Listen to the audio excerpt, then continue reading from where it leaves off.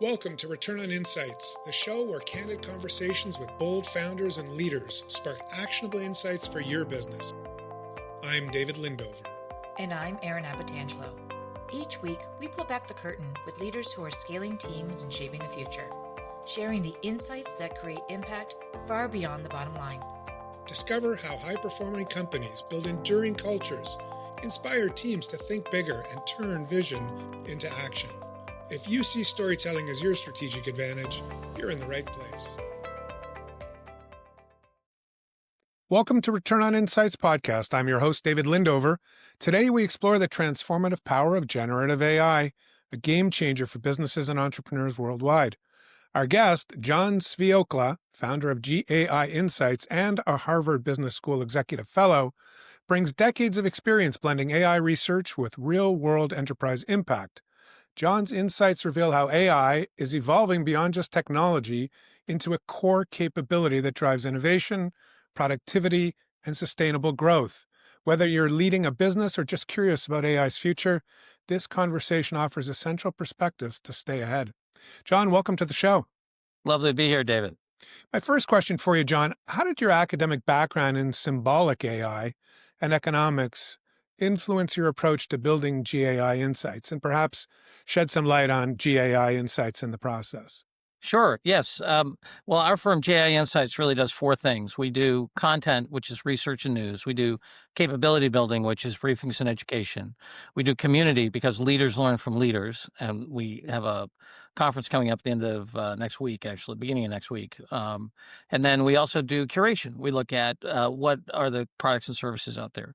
My background is symbolic AI, looking at expert systems and their impact on the firm, really, for me, got to the core of what is the difference between human thinking and machine thinking. Why do we care? And what does it do to individual productivity? What does it do to organizational productivity? What does it do to communities and the economy as a whole? And how do business leaders think about that from an investment innovation standpoint? And that theme, which started many years ago for me, is the center of what we're doing at GAI. Very cool. So you compare generative AI's impact to the electric motor in Yes. manufacturing. Can you unpack the analogy a bit for our listeners? Yeah, absolutely. One of the things that's really important for people to understand is that these models, you can think of them as power tools for knowledge work. So imagine going into your home and you hired an electrician to go put a couple of outlets in, and you come back from lunch or whatever, and the electrician's there with a hand drill. And you'd be saying, like, what the heck? I'm paying you $100, $200 an hour here. What are you doing? And anybody who's writing an email, building a marketing campaign, reviewing an employee, you name it, doing customer service, doing software programming, and they're not using these models, they're essentially doing hand drills. And so you walk down a cube farm, just imagine everybody's with a hand drill there doing simple work. The reason it's like the electric motor is that the electric motor not only ushered in productivity in the existing business models, but as soon as people understood the real power, it became critical in manufacturing. You reorganized manufacturing. It wasn't around just the steam engine or the water wheel. The electric motor sat inside of things, so it enabled everything from the electric razor to all kinds of things in your automobile. And it really changed the nature of products and services, both as a process issue, as an individual productivity issue, and as embedded in the product capability. And we're going to see all three with AI. Speaking of capability, what does it mean to treat AI as a capability rather than just a technology in today's business context? Yeah, the fundamental difference between a technology and a capability is that technology can be bought and implemented, like Velcro or a faster processor for a computer. A capability needs to be grown because it's a combination of learning about the organization learns about the technology, and they co-evolve together into a new process or product. And that's really the difference. And the reason you care competitively is if it's just a technological advance, that's easy to copy. If it's a capability advance, it takes time. Yeah, very well said. So how do you see generative AI transforming traditional business functions like marketing and customer experience, to name a few? Yeah, absolutely. Well, a couple of years ago, we published in the Harvard Business Review a thing we called the WINS framework, which was if you say, okay, what is generative AI and AI really going to hit hard, and what does it matter to me? And we came up with two dimensions. One was how much of your cost base is made up of people who create or improve words, images, numbers, and sounds. And that includes software programming, movies, music, the whole routine. And so you say, okay, who are those businesses? Well, the marketing function is all about words, images, numbers, and sounds. And, public accounting is all about words, images, numbers, and management consulting, customer service. And so those are things that if you look at the cost base, it's pretty much all of that. Then the second question to ask yourself is how digitized are those functions already? So, supporting, HVAC, not so much. Supporting, I worked at PwC for a while. Our entire life was digital, right? And so if the answer is high on both of those, then you're what we called in the crucible, which means that your fundamental economics are going to change in the next 36 months or so, 50 months. You already see it happening, right? Goldman Sachs is all over this, Thomson Reuters, those are wins intensive businesses. So you have those. And then the other part is, do you have a business where a particularly high value added function, even though most of your cost base is something else like biopharma, but the high value added part of your high value added function like our research and development is heavily wins based. So those are companies we call holding a lever, and because you can leverage the rest of the business. And so those are the areas that really get hit hard, and we can see it happening now where the leading companies are investing and harvesting value. What do you mean by hit hard? It means that, how you do it's different. Like you talk to, this recent research I just reviewed in a Forbes article from Eric Brynjolfsson, an old friend of mine who's at Stanford Human AI Institute. And he's showing with his co-authors that early hiring, that is hiring of people with 1 to 3 years experience, is going down significantly because people are using the models to take care of all those things that you used to have a young intern do or something like that. Same thing's happening in software programming. The folks over at SignalFire, a VC firm out in the Valley that does a great job of tracking all the great software engineers in the world, that's part of their value proposition. They're seeing a huge fall off. And the reason is that these tools can automate a lot of the stuff that an entry level person does. And, talking to my friends at consulting firms, and they think they'll be able to run at the same revenue rate with half the people, and so that's what I mean by hit hard. Can you share an example of a company or leader who's effectively embraced AI to Sure. drive their competitive advantage? Yeah, there's a couple. One is OneDigital Corporation. So OneDigital is a multi-billion-dollar company that does benefits advising and also financial advice for all kinds of companies. So they serve like the mid-market. Hey, you want benefits? You want financial advice for your employees? And what they've done is that they have fielded now about 24 what they call digital employees. And their aim is to take their best producers and make them do even better. And so if you want to learn how to negotiate, you can hire, Jose, who's been trained in negotiation, and you actually can interview these digital employees, and you can look at their resume, which is what they've been trained on. Hey, you want to do small business benefits, health benefits consulting in a given geography. You can go talk to Alice, right, who's the digital employee. And they fielded these things. They've seen huge uptake. And what's interesting is their best producers take it up. And the people who are more curious and open-minded are the ones, and they track that inside. What's the curiosity index of this particular person? Those are the people that are taking it, and they're seeing huge economic benefit, and also it's even, they think, affecting their valuation pretty deeply. So that's one company. Different company, GetJerry.com. They have 5 million customers. They do car loan refinancing as well as insurance choice for cars, very much like Esurance, and people like that. So they have 5 million customers. They have 32 people in customer service, and before they started using generative AI, about almost 100% of their text and chat went to a human being to then get triaged. Now only 11% goes to those people, and their response time is vastly better.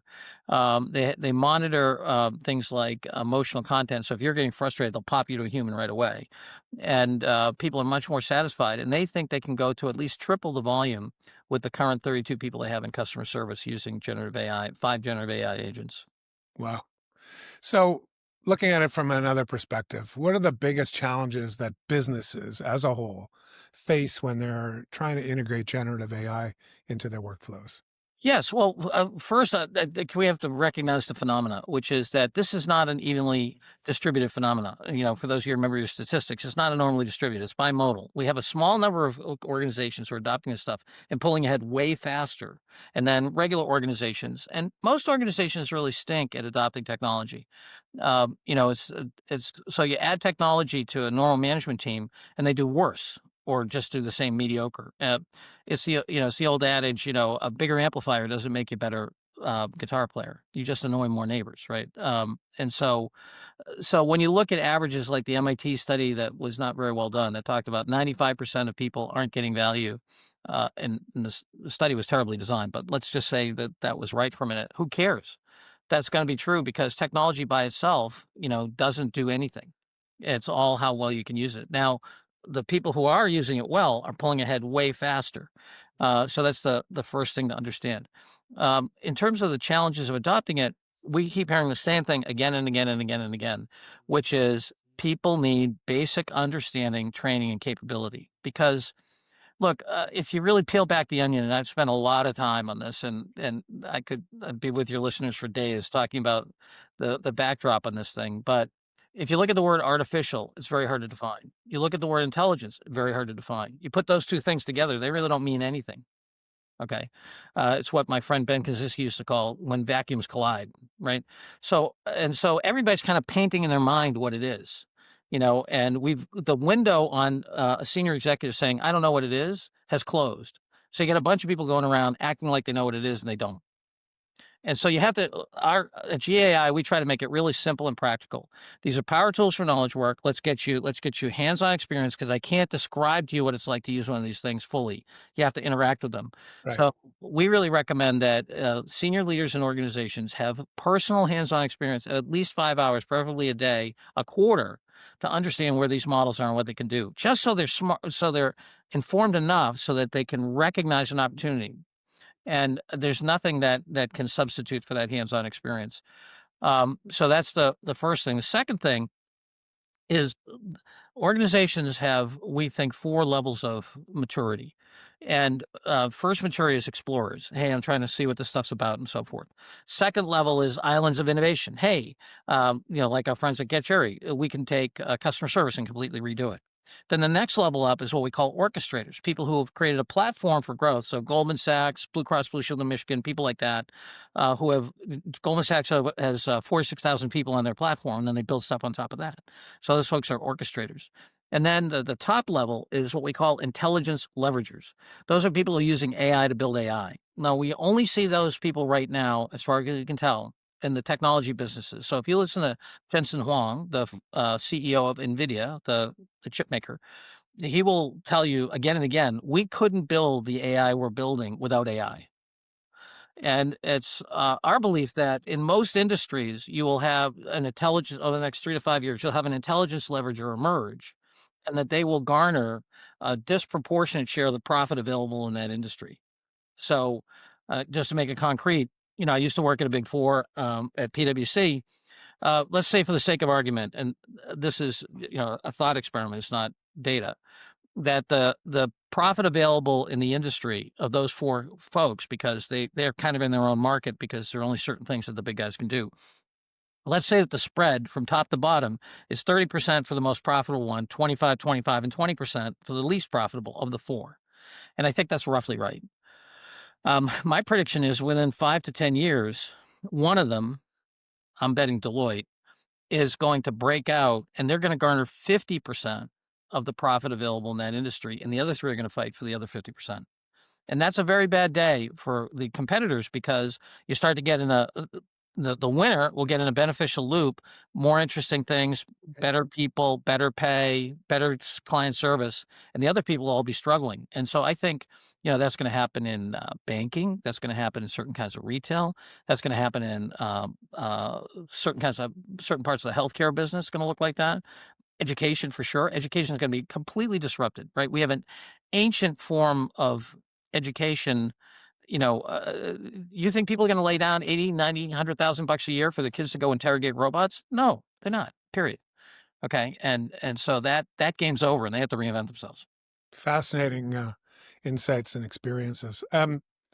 How is generative AI shaping the future of entrepreneurship and startup success, as an example? Boy, I think we're going to see the most unbelievable set of innovations over the next decade or so, and there's some really interesting early evidence. So you talk to a guy like oh, Chip Hazard over at Flybridge Partners, very early stage venture capital firm in Boston. Know Chip a bit, and so Chip will tell you, look.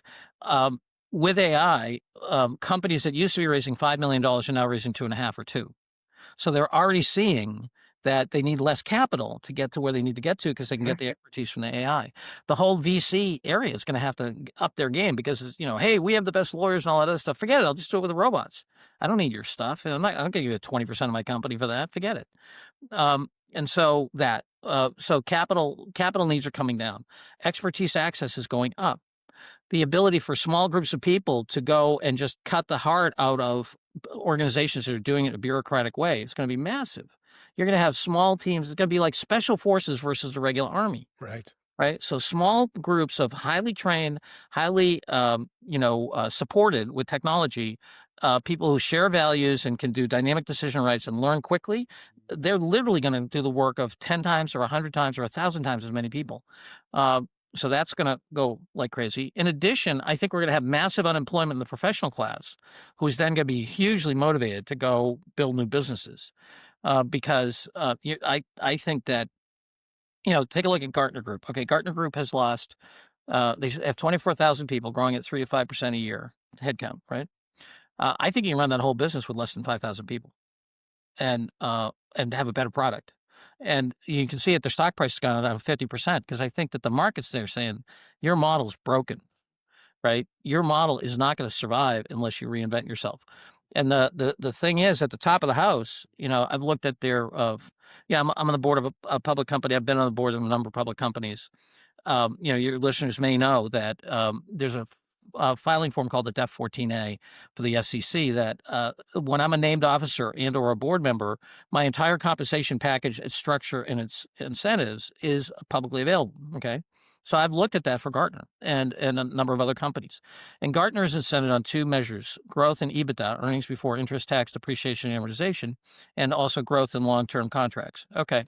That is a disincentive to automate, right? For 2 reasons. First of all, I get penalized for any assets that I build, right? Because that'll come out of EBITDA. The other thing is I may decide I actually want to take the gross number down to do more market penetration and make it up in volume. And so I may want to, if I'm Gartner, I think what I want to do is price my products aggressively as I automate so I continue to expand my market. Well, that's going to hurt EBITDA in the near term. Now, if I had a return on assets measure, which they ought to have, then I would actually make that investment. So when you're Right. shifting from labor to capital, you want to incent the top of the house to have a 4 to 5 year window on building assets, right? And so Gartner's not, in my opinion, Gartner's not going to go after it. So they're going to get eaten by folks like us and others from below. Wow. Great insights, John. My last question. What advice would you give to leaders aiming to build sustainable AI capabilities in their organizations? The first thing I would do, really do 3 things. First thing I would do is forget all the story, the garbage about Terminator and artificial general intelligence. That's all a red herring to me. Look, I think machines already think. Planes fly, birds fly. Birds fly differently than planes fly. Machines think, people think. I'm not talking about consciousness and intuition. That's a whole nother. I'm just talking about thinking. Okay, going from A to B in a structured way. Machines already think. You couldn't run Wall Street without thinking machines. Okay, so forget all that. Just and that's not your problem. It's just a red herring. Second thing, um, get hands on. Make sure that you get hands on and so forth. Right. The and that is a ladder of expertise. Right. 101, 201, so forth. Keep it simple. We've got specific recommendations about things that are safe and easy. For example, our favorite right now for a beginning organization is ChatGPT Teams, not to be confused with Microsoft Teams. You buy that, it's secure. It's as secure as Google Mail or anything like that. So you're safe. You can tell it not to train on it won't train on your material. You can tell it, it's got the proper security and so forth. So just pick one and don't do whale watching. Hey, here's a new one, whatever, right? And get going on it. And that also allows you to share stuff inside. So you also do Microsoft Copilot. Those are kind of the two contenders right now. So get hands on. And then the third thing is understand where you are in the maturity curve. If you're at the experimenter stage, great. Spend 3 to 6 months there experimenting and doing stuff. If you're at the innovator stage, where you're doing islands of innovation, do that. But do not let the consultants come in and sell you a thing of, oh, and we've literally seen this happen. For $5 million, I'll go find you $25 million. Well, you're coming in, your organization's at the experimenter stage or before, and they're coming in and saying, look, we're going to do a transformation thing, right? We're going to do what we would call the orchestration layer. You can't do that because the consultants talk about this, you talk about that. Nobody knows what they're talking about. They don't know enough about your business. You don't know enough about AI to understand what's credible and what's not. And you end up, just wasting money and time. So the third thing is don't be seduced uh, by providers. There's no easy way, if you don't have understanding, to get the value. Now, I'm not saying you have to do it yourself, although some companies should. What I'm saying is you have to have enough education, what my friend Jim Cash used to call visual literacy, so you can separate the wheat from the chaff. Great advice. Really enjoyed the podcast, John. I'm sure our listeners are going to get a lot of good insights out of this. Hopefully they put them into practice. And I'm hoping that we can welcome you back in the future. Sure, I'd love to be back. And can I tell folks how to get a hold of us? Is that okay? Sure. Go right Yeah, ahead. just go to www.gaiinsights, all one word, GAIINSIGHTS.com. And I'm John at gaiinsights.com. And also, if you're in the Boston area and we have our conference coming up next, on the end of this month, and that's gaiworld.com.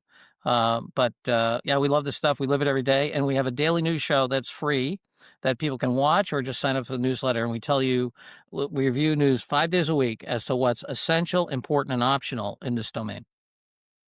Great. Thanks again, John. My pleasure.